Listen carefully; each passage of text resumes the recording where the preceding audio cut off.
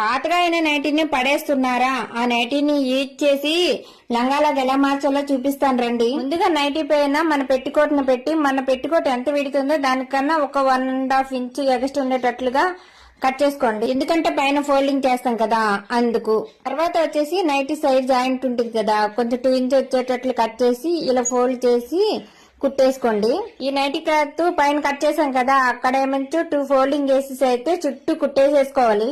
మీకు అర్థం అవడం కోసం నేను వేరే కలర్ దారం అయితే యూజ్ చేస్తున్నాను. మీకు సేమ్ కలర్ దారమైనా యూజ్ చేసుకోవచ్చు. మిషన్ వచ్చే వాళ్ళు అయితే మిషన్ పైన కుట్టి వేసుకోండి. మిషన్ రాని వాళ్ళు అయితే చేతితో కుట్టేసుకుంటే కూడా బానే ఉంటుంది. మీ దగ్గర ఏ లాడ ఉంటే ఆ లాడ పెట్టేసుకోండి. నా దగ్గర లాడ అయితే లేదు, మా బాబుది ప్యాంట్ యొక్క లాడ అయితే ఉంది, అదైతే పెట్టేసుకున్నాను.